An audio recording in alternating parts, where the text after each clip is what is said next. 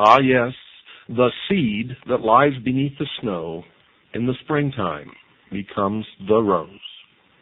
I'm going to begin tonight's broadcast, ladies and gentlemen, by reading a portion of the introduction of a book entitled Born in Blood by John J. Robinson, The Lost Secrets of Freemasonry. Now, you should seek out this book, purchase it, and read it. It is a wonderful addition to your own library. And I begin now. Quote, "The research behind this book was not originally intended to reveal anything about Freemasonry or the Knights Templar. Its objective had been to satisfy my own curiosity about certain unexplained aspects of the Peasants' Revolt in England in 1381. A savage uprising that saw upwards of 100,000 Englishmen march on London. They moved in uncontrolled rage, burning down manor houses, breaking open prisons, and cutting down any who stood in their way. One unsolved mystery of that revolt was the organization behind it. For several years, a group of disgruntled priests of the lower clergy had traveled the towns preaching against the riches and corruption of the church. During the months before the uprising, secret meetings had been held throughout central England by men weaving a network of communication. After the revolt was put down, rebel leaders confessed to being agents of a, quote, great society, unquote, said to be based in London.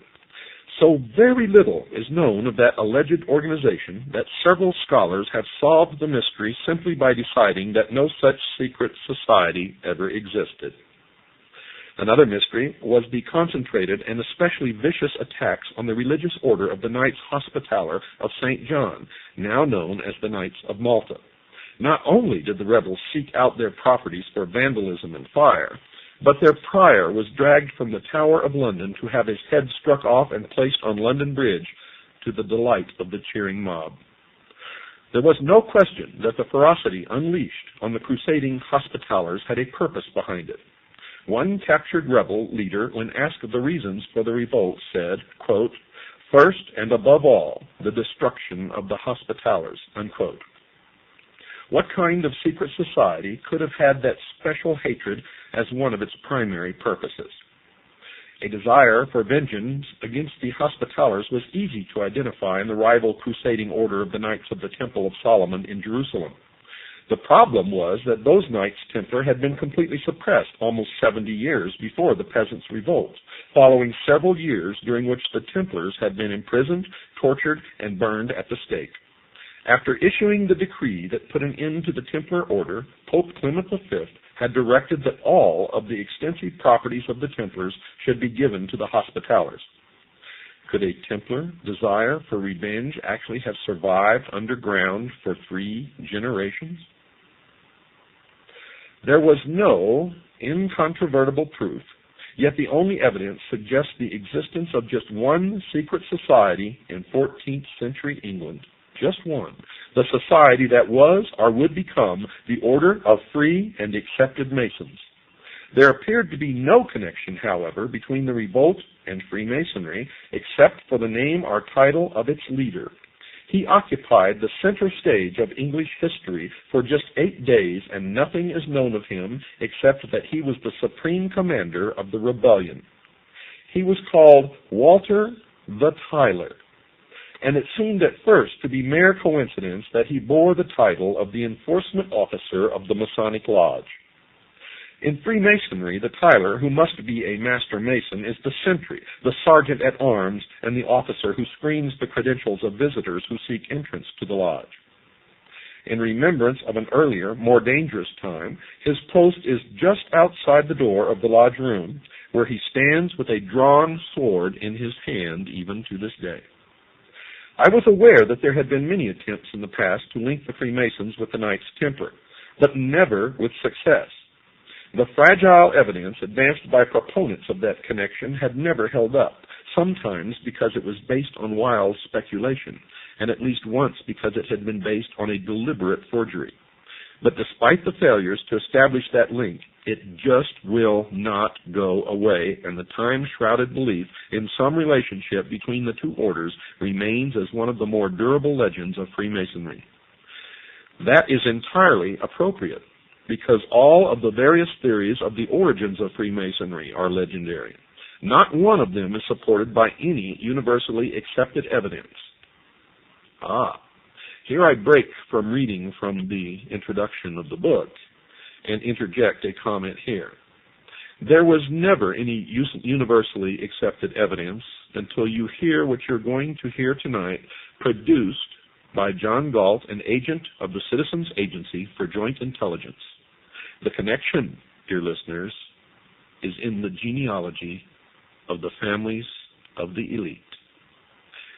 You are going to be amazed, and now I continue from the introduction to Born in Blood. I was not about to travel down that time-worn trail and decided to concentrate my efforts on digging deeper into the history of the Knights Templar to see if there was any link between the suppressed Knights and the secret society behind the Peasants' Revolt. In doing so, I thought that I would be leaving Freemasonry far behind, and I couldn't have been more mistaken. Like anyone curious about medieval history, I had developed an interest in the Crusades, and perhaps more than just an interest. Those holy wars hold an appeal that is frequently as romantic as it is historical, and in my travels I had tried to drink in the atmosphere of the narrow defiles in the mountains of Lebanon through which Crusader armies had passed, and had sat staring at the castle ruins around Sidon and Tyre, trying to hear the clashing sounds of attack and defense. I had marveled at the walls of Constantinople, and had strolled the arsenal of Venice, where Crusader fleets were assembled. I had sat in the round church of the Knights Templar in London, trying to imagine the ceremony of its consecration by the Patriarch of Jerusalem in 1185, more than 300 years before Columbus set sail west to the Indies. The Templar Order was founded in Jerusalem in 1118 in the aftermath of the First Crusade. Its name came from the location of its first headquarters on the site of the ancient Temple of Solomon. Helping to fulfill a desperate need for a standing army in the Holy Land, the Knights of the Temple soon grew in numbers, in wealth, and in political power. They also grew in arrogance, and their Grand Master, de Regfort, was a key figure in the mistakes that led to the fall of Jerusalem in 1187. The Latin Christians managed to hold on to a narrow strip of territory along the coast where the Templars were among the largest owners of the land and the fortifications. Finally, the enthusiasm for sending men and money to the Holy Land waned among the European kingdoms, which were preoccupied with their own wars against each other. By 1296, the Egyptian Sultan was able to push the resident Crusaders along with the military orders into the sea. The Holy Land was lost, and the defeated Knights Templar moved their base to the island kingdom of Cyprus, dreaming of yet one more crusade to restore their past glory. As the Templars planned a new crusade against the infidel, King Philip IV of France was planning his own private crusade against the Templars. He longed to be rid of his massive debts to the Templar Order, which had used its wealth to establish a major international banking operation. Philip wanted the Templar treasure to finance his continental wars against Edward I of England. After 2 decades of fighting, England on one side and the Holy Roman Church on the other, 2 unrelated events gave Philip of France the opportunity he needed. Edward I died, and his deplorably weak son took the throne of England as Edward II. On the other front, Philip was able to get his own man on the throne of Peter as Pope Clement V. When word arrived on Cyprus that the new pope would mount a crusade, the Knights Templar thought that their time of restoration to glory was at hand. Summoned to France, their aging Grand Master, Jacques de Molay, went armed with elaborate plans for the rescue of Jerusalem. In Paris, he was humored and honored until the fatal day. At dawn, on Friday, the 13th of October, in the year 1307, every Templar in France was arrested and put in chains on Philip's orders.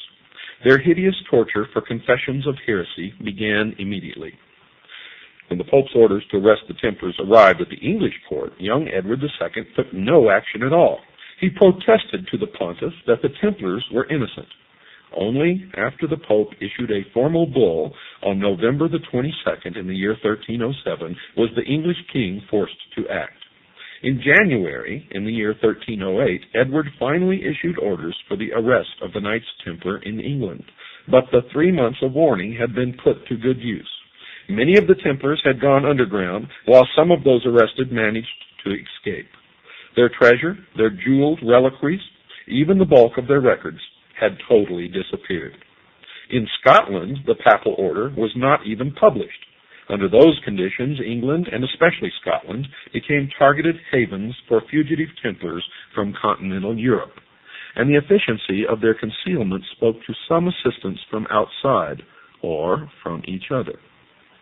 The English throne passed from Edward II to Edward III, who bequeathed the crown to his 10-year-old grandson who, as Richard II watched from the Tower as the peasants' revolt exploded throughout the city of London. Much had happened to the English people along the way. Incessant wars had drained most of the king's treasury, and corruption had taken the rest. A third of the population had perished in the Black Death, and famine exacted further tolls. The reduced labor force of farmers and craftsmen found that they could earn more for their labor, but their increased income came at the expense of land-owning barons and bishops, who were not prepared to tolerate such a state of affairs. Laws were passed to reduce wages and prices to pre-plague levels, and genealogies were searched to reimpose the bondage of serfdom and villeinage on men who thought themselves free. The king's need for money to fight his French wars inspired new and ingenious taxes. The oppression was coming from all sides, and the pot of rebellion was brought to the boil. Religion didn't help either. The landowning church was as merciless a master as the landowning nobility. Religion would have been a source of confusion for the fugitive Templars as well. They were a religious body of warrior monks who owed allegiance to no man on earth except the Holy Father, according to the Holy Father, but according to the Templars in secret, their allegiance was only to themselves. When their Pope turned on them, chained them, beat them, he broke their link with God. In 14th century Europe, there was no pathway to God except through the Vicar of Christ on earth. If the Pope rejected the Templars, and the Templars rejected the Pope, they had to find a new way to worship their God at a time when any variation from the teachings of the established church was blasted as heresy. That dilemma calls to mind the central tenet of Freemasonry, which requires only that a man believe in a supreme being, with no requirements as to how he worships the deity of his choice. In Catholic Britain, such a belief would have been a crime, but it would have accommodated the fugitive Templars who had been cut off from the universal church. In consideration of the extreme punishment for heresy, such an independent belief also made sense of one of the more mysterious of Freemasonry's old charges, the ancient rules that still govern the conduct of the fraternity. The charge says that no Mason should reveal the secrets of a brother that may deprive him of his life and property. That connection caused me to take a different look at the Masonic old charges. They took on new direction and meaning when viewed as a set of instructions for a secret society created to assist and protect fraternal brothers on the run and in hiding from the church. That characterization made no sense in the context of a medieval guild of stonemasons, the usual claim for the roots of Freemasonry. It did make a great deal of sense, however, for men such as the fugitive Templars, whose very lives depended upon their concealment. Nor would there have been any problem in finding new recruits over the years ahead. There were to be plenty of protesters and dissidents against the church among future generations. The rebels of the Peasants' Revolt proved that when they attacked abbeys and monasteries, and when they cut the head off the Archbishop of Canterbury, the leading Catholic prelate in England. The fugitive Templars would have needed a code such as the old charges of Masonry, but the working stonemasons clearly did not. It had become obvious that I needed to know more about the ancient order of free and accepted Masons. The extent of the Masonic material available at large public libraries surprised me, as did the fact that it was housed in the Department of Education and Religion. Not content with just what was generally available to the public, I asked to use the library in the Masonic Temple in Cincinnati, Ohio. By the way, folks, Cincinnati, Ohio is an extremely important location in this country, the United States. I told the gentleman there that I was not a Freemason, but wanted to use the library as part of my research for a book that would probably include a new examination of the Masonic Order. His only question to me was, quote, "Will it be fair?" unquote. I assured him that I had no desire or intention to be anything other than fair, to which he replied, quote, "Good enough," unquote. I was left alone with the catalog and the hundreds of Masonic books that lined the walls. I also took advantage of the publications of the Masonic Service Association at Silver Springs, Maryland. Later, as my growing knowledge of Masonry enabled me to sustain a conversation on the subject, I began to talk to Freemasons. At first, I wondered how I would go about meeting 15 or 20 Masons, and if I could meet them, would they be willing to talk to me? The first problem was solved as soon as I started asking friends and associates if they were Masons. There were 4 in one group I had known for about 5 years, and many more among men I had known for 20 years and more, without ever realizing that they had any connection with Freemasonry. As for the second part of my concern, I found them quite willing to talk not about the secret passwords and hand grips, by then I already knew them, but about what they had been taught concerning the origins of Freemasonry and its ancient old charges. They were as intrigued as I about the possibilities of discovering the lost meanings of words, symbols, and ritual for which no logical explanation was available, such as why a Master Mason is told in his initiation rites that, quote, "This degree will make you a brother to pirates and corsairs," unquote. And folks, I'll explain that to you a little later. We agreed that unlocking the secrets of those Masonic mysteries would contribute most to unearthing the past, because the loss of their true meanings had caused the ancient terms and symbols to be preserved intact, less subject to change over the centuries or by adaptations to new conditions. Among those lost secrets were the meanings of words used in the Masonic rituals, words like Tyler, Cohen, Dugard, and Jewess. Masonic writers have struggled for centuries without success to make those words fit with their preconceived conviction that Masonry was born in the English-speaking guilds of medieval stonemasons. Now, I would test the possibility that there was indeed a connection between Freemasonry and the French-speaking Templar Order by looking for the lost meanings of those terms, not in English, but in medieval French. The answers began to flow, and soon a sensible meaning for every one of the mysterious Masonic terms was established in the French language. It even provided the first credible meaning for the name of Hiram Abiff, the murdered architect of the Temple of Solomon, who was the central figure of Masonic ritual. The examination established something else as well. It is well known that in 1362 the English courts officially changed the language used for court proceedings from French to English. So the French roots of all the mysterious terms of Freemasonry confirmed the existence of that secret society in the 14th century, the century of the Templar suppression and the Peasants' Revolt. With that encouragement, I addressed other lost secrets of Masonry: the circle and mosaic pavement on the lodge room floor, gloves and lambskin aprons, the symbol of the compass and the square, even the mysterious legend of the murder of Hiram Abiff. The rule, customs, and traditions of the Templars provided answers to all of those mysteries. Next came a deeper analysis of the old charges of ancient Masonry that define a secret society of mutual protection. What the, quote, lodge, unquote, was doing was assisting brothers in hiding from the wrath of church and state, providing them with money, vouching for them with the authorities, even providing the, quote, lodging, unquote, that gave Freemasonry the unique term for its chapters and their meeting rooms. There remained no reasonable doubt in my mind that the original concept of the secret society that came to call itself Freemasonry had been born as a society of mutual protection among fugitive Templars and their associates in Britain, men who had gone underground to escape the imprisonment and torture that had been ordered for them by Pope Clement V. Their antagonism toward the Church was rendered more powerful by its total secrecy. The suppression of the Templar Order appeared to be one of the biggest mistakes the Holy See has ever made.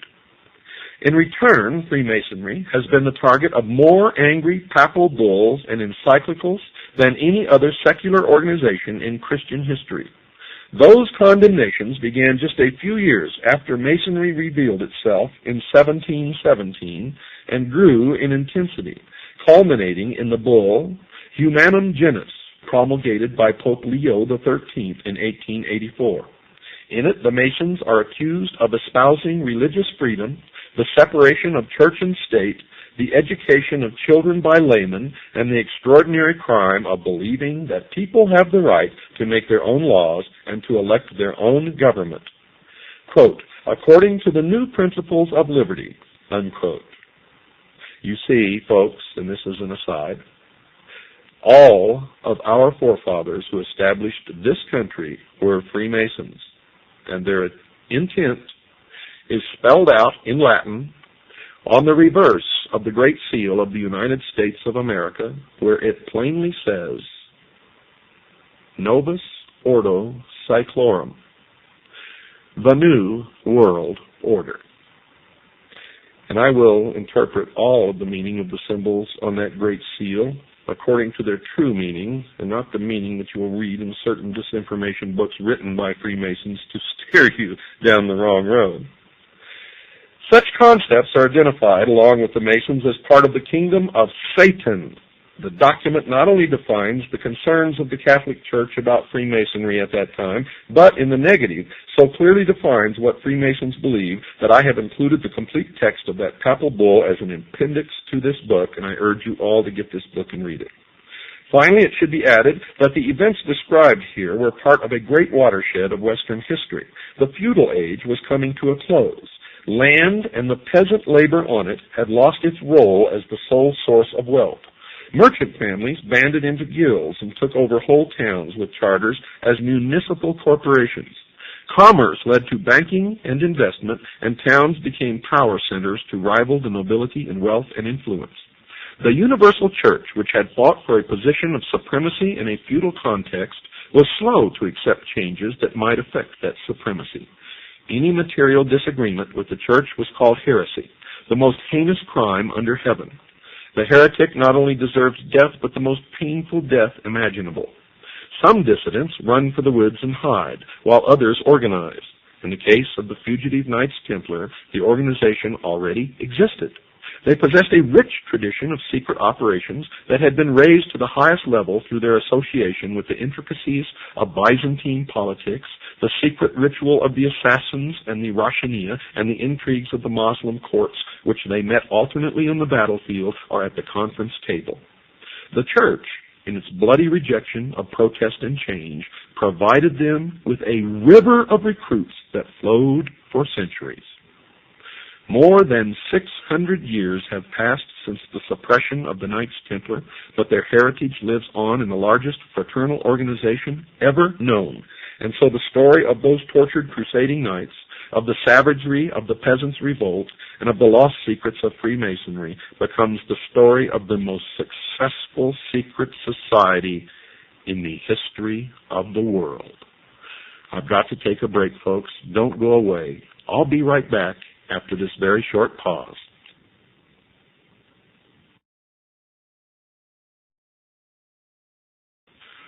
Spurned by God in the form of the Vicar of Christ on earth, the Pope, and spurning God in their turn, the Knights Templars banded together in secret and formed what was to become known as Freemasonry. Now the legend goes that Freemasonry sprang up from ancient stonecutters' guilds and the men who built the stone buildings of the age. But Freemason actually comes from the French, Free-Mason, which literally means the sons of light. Which light? Well, certainly in researching the problem, it is not the light of Christ. It is the light of the fallen angel of light. For when they were forsaken by the church, by Christ's vicar on earth, the Pope, they spurned God and turned to Lucifer. They held to the Luciferian philosophy that the gift of intellect by Lucifer through his agent Satan would in its turn make man God. These men were always on the run. They took the hidden Templar wealth and built a financial empire that stands to this day as the most powerful on the earth. Jews who had traditionally been persecuted throughout Europe flocked to the hidden temple. For there they could believe as they wished and worship whatever God they wished, for all were welcome. Many of the Templars running to ground flocked to England and to Scotland, where they fought for Robert the Bruce, who was engaged in an intense battle with the King of England. Now, let me regress just a little bit. King William the Lion, who was born in 1165 and died in 1214, had a daughter, Isabel of Scotland. Well, Isabel married a certain Robert Rose. Robert Rose was a Knights Templar who was heavily involved in the first efforts and was very successful at international banking. Plus, he established the first overt and covert international intelligence gathering organization, which all subsequent intelligence organizations have been based upon since. His son, Sir William Roos, and his daughter, Lucy Roos, figure prominently in the story to follow.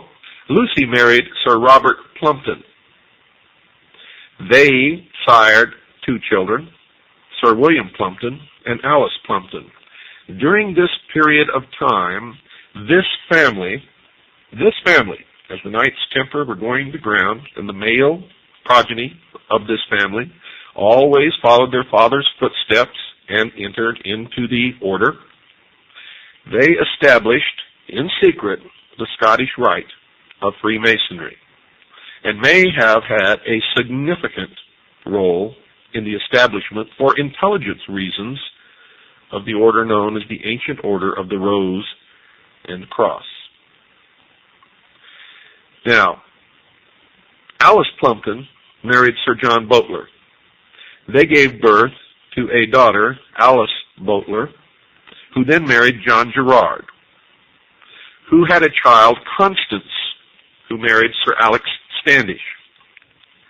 The following children issued from that marriage: Ralph Standish, Sir Alex Standish, Roger Standish, and Alice Standish, who then married James Prescott. The children of this marriage were Roger Prescott, Ralph Prescott, John Prescott, and Captain Jonathan Prescott. Jonathan Prescott married Rebecca Buckley. They had 2 children, Abel Prescott and Lucy Prescott, and Lucy married Jonathan Fay. They sired 3 children, Samuel Prescott Phillips Fay, Samuel Howard Fay, and Harriet Eleanor Fay. Harriet married Reverend James Smith Bush, son of merchant Obadiah Bush. Their son, Samuel Prescott Bush, became the president of Buckeye Steel Castings Company of Ohio, a pioneer family of Franklin, Ohio, between Dayton and Cincinnati, and was one of the members of the Golden Circle and Order of the Quest, also known as the Jason Society, which gave issue to most of the political elite of the United States of America, who are, by the way, all, and I mean all without exception, related to each other. Now, Samuel Prescott Bush married, and his son Prescott Bush became a U.S. Senator from Connecticut, the director of Prudential Insurance, the director of CBS, a partner in Brown Brother Harriman, chairman National Republican Finance Committee, funds placed in Merrill Lynch accounts in Switzerland under the guidance of Donald Reagan. When he married, that marriage gave issue to the following: Prescott Bush II, an investment banker indicted for fraudulent banking practices; George Bush, chairman of Zapata Oil from 1963 to 64, chairman of the Republican Party, Harris County, Texas, when John F. Kennedy was killed; delegate to the GOP National Convention, 1964; 1968 member of the 90th and 91st Congress from Texas. From 1965 to 66, Nixon appointed Bush as ambassador to the United Nations to deal with China. He was the director of the Central Intelligence Agency, chairman of the National GOP Party, vice president of the United States of America, and President of the United States of America. 4 other children were William H. Bush, James Bush, Jonathan Bush, and Nancy, who married Alex Ellis. The issue of George and Barbara Bush was Dorothy, who married William LeBond, John Ellis Bush, Neil Bush, son of the director of CIA, becomes director of Silverado Savings and Loan and launders CIA drug money. Silverado loses over $100 million and Neil goes unpunished. And the 2 other children, Marvin Pierce Bush and George Bush II. Folks, this intelligence was gathered by one of our agents, codenamed John Galt, who spent literally years in dusty libraries and books of genealogy.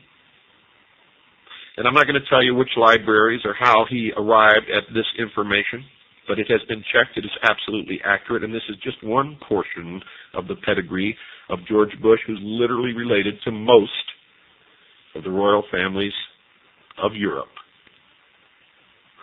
Now, you can have a copy of this chart if you want it.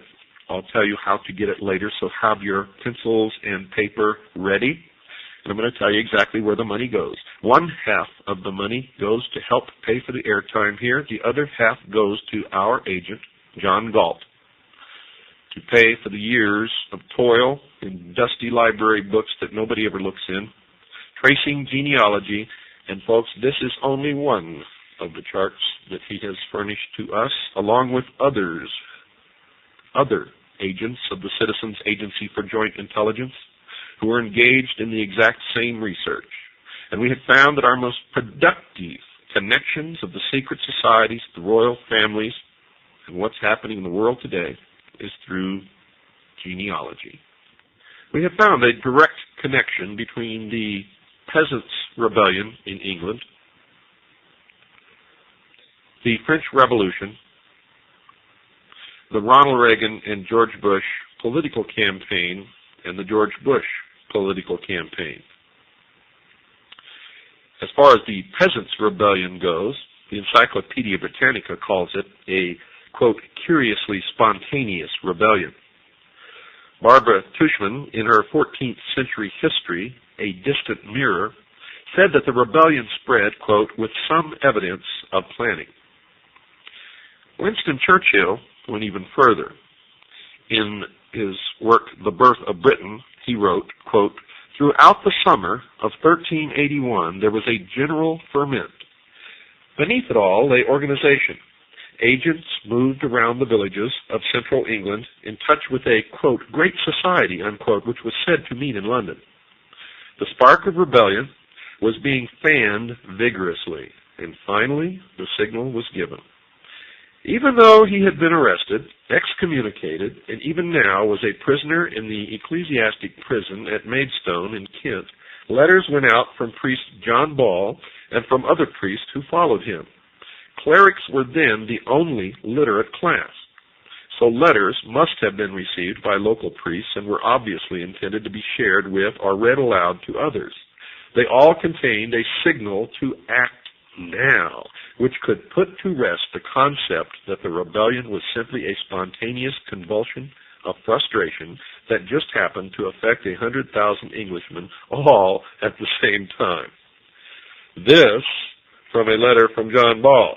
In it he says, quote, John Ball gritteth you well all and doth you to understand he hath rungen your bell. Now right and might, while and skyle, God speed every dale, which means ideal, now is time, unquote. From priest Jake Carter, quote, you have great need to take God with you in all your deeds, for now is time to be war, unquote. From priest Jake Truman, quote, Jake Truman doth you to understand that falseness and guile have reigned too long, and truth hath been set under a luck, and falseness reigneth in every flock. God do both, for now is time, unquote. Now you'll notice that in every one of those quotes there was one phrase that stands out, and that phrase is, "Now is time." One letter from John Ball, quote, "St. Mary Priest," unquote, is worth quoting in its entirety. Even with the medieval English spelling, the meaning will be clear. Lechery and gluttony were frequent points in his accusations of high church leaders. Quote, "John Ball sent Mary Priest grates well all manner men, bides him in the name of the Trinity. Father and Son and Holy Ghost stand mainly together in truth and help is truth, and truth shall help you. Now reigneth pride in prize, and covets is hold, wise and lechery, withouten shame, and gluttony withouten blame. Envy reigneth with treason, and sloth is take in great season. God do both, for now is time. Amen." Unquote. Now, folks, if you research the history of the French Revolution, you will hear that the spark, the word that spread through the country like wildfire, that ignited the rebellion in France, was, quote, "Now is the time."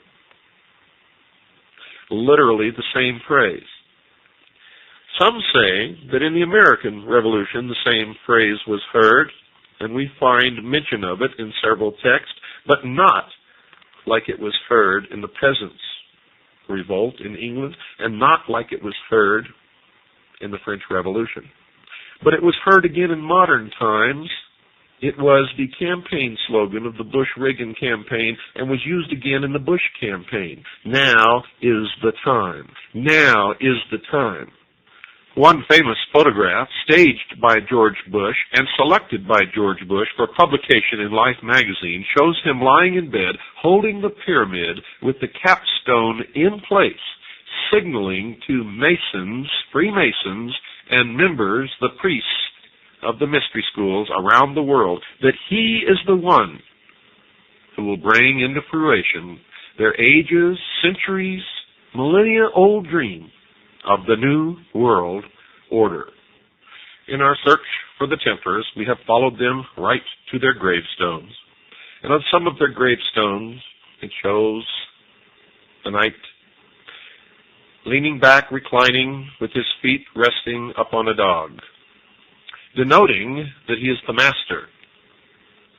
On most of the tombstones, however, we have found something unexpected: the skull and crossbones.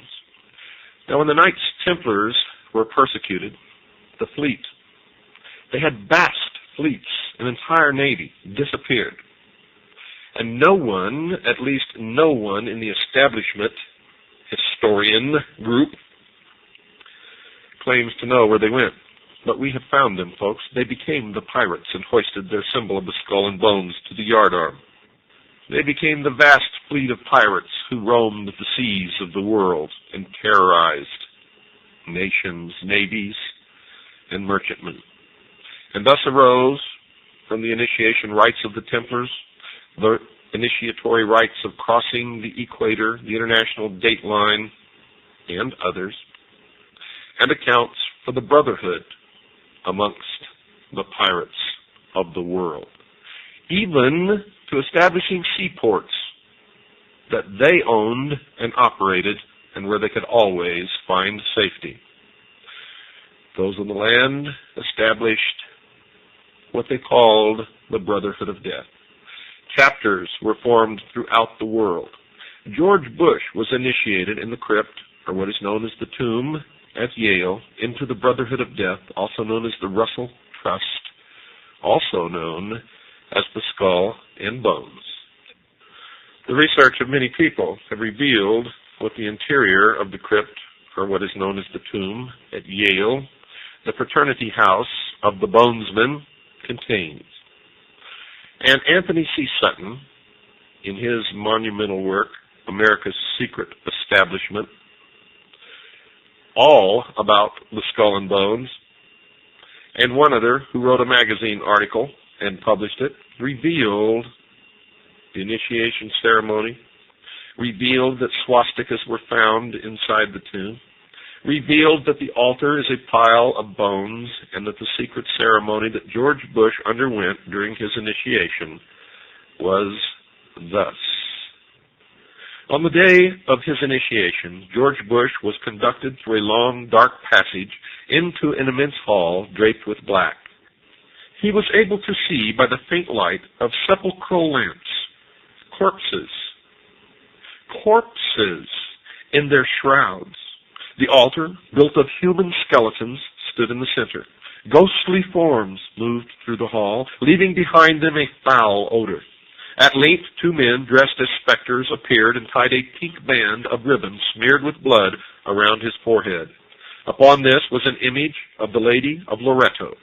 A crucifix was placed in his hand, and an amulet hung around his neck. His clothes were removed and laid upon a funeral pyre in a fireplace, while upon his body crosses were smeared in blood. Then his pedunta were tied with string. That's his genitals. Now 5 horrid and frightening figures, blood-stained and mumbling, approached him and threw themselves down in prayer. After an hour, sounds of weeping were heard. The funeral pyre started to burn, and his clothes were consumed. From the flames of this fire, a huge and almost transparent form arose, while the 5 prostrate figures went into terrible convulsions.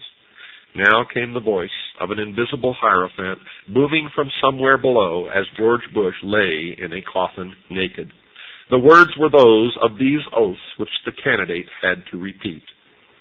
Quote, "In the name of the crucified one, I swear to sever all bonds which unite me with mother, brothers, sisters, wife, relatives, friends, mistress, kings, superiors, benefactors, or any other man to whom I have promised faith, service, or obedience. I name the place in which I was born. Henceforth I live in another dimension, which I will not reach until I have renounced the evil globe which has been cursed by heaven.